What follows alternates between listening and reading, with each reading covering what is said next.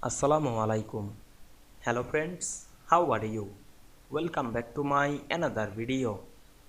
In this video, I am going to show you how to save a PowerPoint theme as a default. Let's get started. At first, you have to open a PowerPoint presentation.